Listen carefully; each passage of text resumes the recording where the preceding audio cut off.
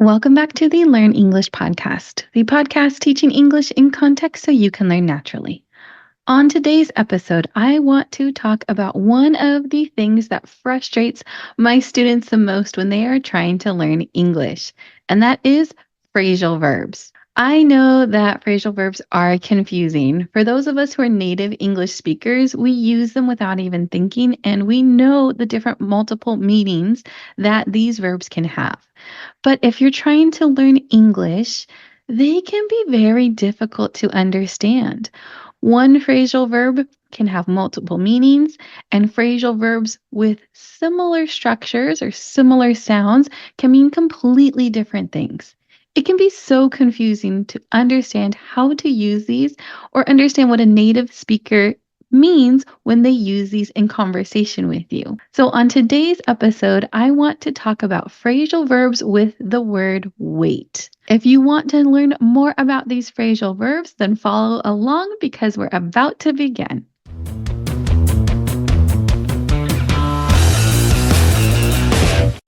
Before we get started, I want to remind you to look at the description of this podcast episode, of our previous podcast episodes, so you can find the vocabulary list of the words and phrases that I use during the episode. That way you can take these phrasal verbs and these other vocab words, put them into your vocabulary learning system, and start using them in conversation yourself. Now let's start with the first part of this phrasal verb, and that is the verb to wait. What wait means is that you are staying in place until something happens, or you are delaying doing a particular action until something occurs. For example, if you are trying to take the metro to work, and let's say you miss the train that you wanted to take, you might have to wait until the next train comes. That means you're standing on the platform. You're waiting until the next metro train comes along so that you can take that train and get to work. It can also mean that you're just postponing some event until something else occurs. For example, maybe you need to go to the doctor, but you have work today. So you could say, I have to wait to go to the doctor's office until I get off work. You are delaying going to the doctor's office until you get done with this particular event, which is finishing your day at work. That is the general definition of the word wait. However, we can take that verb, we can combine it with other words, and we can make a phrasal verb. This phrasal verb has different meanings or slightly different meanings. You can use them in different contexts compared to just the verb wait by itself. Now, the first one that we're going to talk about is wait on. Wait on has a couple of different meanings, and I'm going to start with the most common one, and then we'll work through the different meanings, and I'll give you example sentences of how they're used.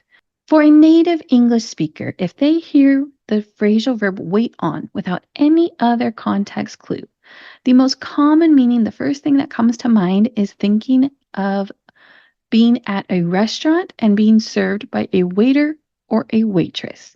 The most common use of the phrasal verb wait on means to serve someone, especially at a restaurant. The people who give you your food, who take your order, those are called waiters or waitresses, depending on the gender, if it's a man or a woman. In general, if you're talking about mixed gender, you could just say the wait staff. And because they have that as their name, that is the tie-in to the phrase wait on. When someone is serving you, when someone is providing you with some type of service, especially at a restaurant or similar setting, that is the phrase that we would use. We would say that they are waiting on you. An example sentence here is we can say that the waiter waited on us promptly and made sure we had a great meal. Now, like I said, this is most common in a restaurant. It can, however, be with other settings, in other settings, and with other people besides just a waiter or a waitress. Let's say that you have a friend who has an elderly grandparent, and the grandparent has a hard time walking. They really can't take care of themselves. And your friend is helping their grandparent. They're helping around the house. They're helping them walk. They're helping them go to the restroom and eat and everything. Even though they're not in a restaurant, they're still providing a service and they're still taking care of someone, and that would be waiting on someone. Typically, when we say this kind of thing, we will say they are waiting on someone hand and foot. Hand and foot means that they're taking care of everything that person needs. They're taking care of anything that comes up, and they're being very, very careful and very diligent, which means that they're being very aware of everything that the person needs, and they're making sure to meet all of that person's needs. They're taking complete care of a person. So when someone is doing that, we say that they are waiting on someone hand and foot. And now, this wasn't one of the ones that I said we're going to talk about, but I did want to mention the phrasal verb wait upon. Wait upon is extremely similar to wait on when you're talking about taking care of someone and providing them some type of service. Waiting on someone in the context of taking care of them and waiting upon someone mean the same thing. So you might hear that someone is being waited on or waited upon. And if you're talking about taking care of someone's needs, those mean the same thing. The second meaning for wait on is waiting a decision or a development. This means that you need more information to occur before you can make your decision. You need something to happen before you can move forward with whatever it is that you're doing. For example, let's say you are a doctor. You're working in a hospital and you have a patient and you're not sure what is wrong with your patient. You order lab results for the patient gets their blood drawn, and you're waiting for those results to come in. You can say that we are waiting on the test results before we continue with their treatment plan. That means you're waiting for those particular results. You're waiting to see the information from their test results before you make a decision, a better informed decision, and know what to do. So you're waiting on a particular piece of information so you can make a better choice and a better decision and then move forward. The third meaning of wait on is to be dependent on someone else and wait for their action. For example, let's say that you and your partner, your girlfriend or your boyfriend, are going out for the evening and they're taking forever to get ready. You're going to go out together, you're going to go to dinner and go to a movie, but they are not done getting ready. They're still brushing their hair and putting their clothes on, and you're just standing there waiting to leave, but you can't leave until they are done getting ready. What you can say is that I am waiting on you. That means that you are ready. You are standing there and you are being delayed from leaving until this person, your girlfriend or your boyfriend, is also ready to leave for the evening. You are waiting on them to get done getting ready so you can both leave together. You can also use this if you are at work and you are trying to work on a project, but you need approval for some particular part of the project. You tell your boss about this thing that they need to approve, but they haven't given you an answer, yes or no. So you can say, I'm waiting on my boss to approve this part of the project. Again, that means that you are dependent on them to complete a particular action before you can move forward and continue on with what you want to do. Our next phrasal verb is wait in. Wait in is not as commonly used as wait on. It doesn't have as many meanings, and it's a lot more specific.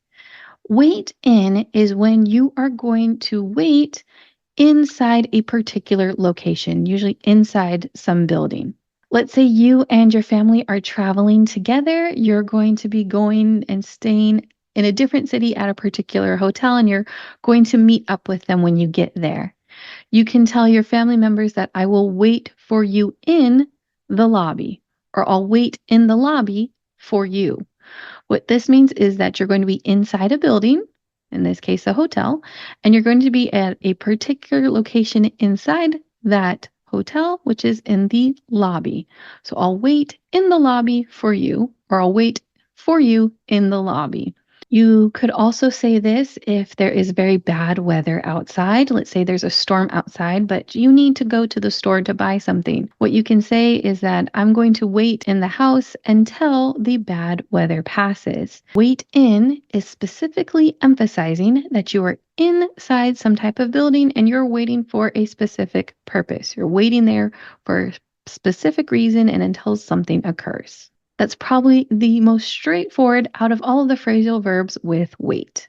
Our next phrasal verb is wait out. Wait out usually means that you have to endure a particularly uncomfortable or unpleasant period of time. Something is occurring that you don't like, that maybe is making you unhappy, but you have to just deal with it, as we would say, which means you just have to go along with it. There's nothing really that you can do, and you just have to wait for whatever that is making you unhappy to end. For example, let's say that your boss at your work is really mean.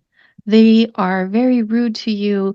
They're not nice to deal with. You hate having to talk to them. However, your boss is also retiring in 2 months.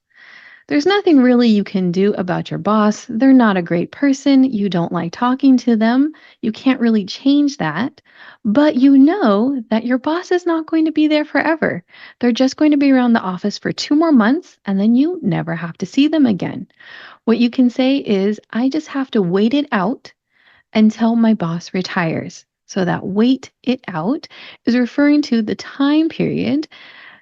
period of time until your boss retires. There's nothing you can do to change it, but you just have to endure it. You just have to deal with it. You just have to survive these 2 months, and then you will be free. So that is an example of waiting something out. Another example is if you were trying to buy a house and interest rates, at least here in the United States, are pretty high, a lot higher than they've been in recent decades. Maybe you want to buy a house, but with these high interest rates, you just can't afford to. So you can say that I'm going to wait out these high interest rates and I'll buy a house once they go down. You can't change the interest rates. That's the federal government and the federal monetary policy. There's nothing that you can do there. You have no control over the interest rates here in the United States. So you just have to wait. You just have to go through this time period of high interest rates. And once the government lowers them, once it becomes easier to buy a house, then you can buy a house. Our last phrasal verb is wait around. Wait around can be used in a couple of different contexts, but the most common meaning is to be stuck somewhere and to waste time or to be unproductive. For example, I'm in California, I'm on the west coast of the United States, and let's say I am traveling to a country that's far away. Let's say I want to go visit Vietnam.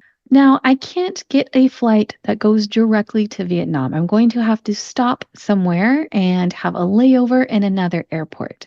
So let's say that I take a flight and the airport that I stop at that's in between California and Vietnam, my layover there is for 4 hours. There's nothing really I can do in 4 hours. I can't leave the airport and come back. I can't go anywhere. So I just have to stay in the airport. In that case, I could say that I have to wait around in the airport for my next flight. I'm stuck in place. There's nothing really I can do. There's nothing that I can go see. And I'm just being unproductive with my time, which means that I am waiting around. I'm going to wait around in the airport for my next flight so I can go see Vietnam. You can also hear this when someone is criticizing someone else about not taking action or not doing something. For example, we know that humans are impacting the environment. The environment is changing around us. Global temperatures are changing. We're getting more severe weather. And you might hear someone say, we can't just wait around and do nothing. That is a criticism if you say that someone is waiting around and doing nothing, Or if you say we can't wait around and do nothing, that means that you really want people to start taking action. You want them to start doing something instead of wasting time. You might also hear this in movies or TV shows, especially if a couple is in a relationship. Two people are dating and maybe they're having some type of argument. Let's say that one person in the relationship wants to become more serious. They want to get engaged, they want to get married, they want to start a family. And the other person isn't so sure. They're not sure if they want to get married. The person who wants to continue the relationship and wants it to get more serious can say, I'm tired of waiting around for you to decide what you want. I'm not going to wait around for you any longer. I'm not going to wait around for you to get your life together. That's a very common line in TVs and movies, especially coming from a female character whose partner might not have a job or might not be in school or might just be kind of lost with what they want to do with life. That I'm not going to wait around means this relationship is ending. I'm tired of you not committing to me and your future, and we're breaking up. I hope you learned a little bit about these phrasal verbs. I hope you learned about the different meanings, the different contexts they can be used in, and the differences between these phrasal verbs that have weight in them. I know these types of verbs are confusing for students who are learning English. We as native speakers use them without even thinking about it, but it's frustrating for students who are learning. I hear it all the time from my students that they find them very confusing.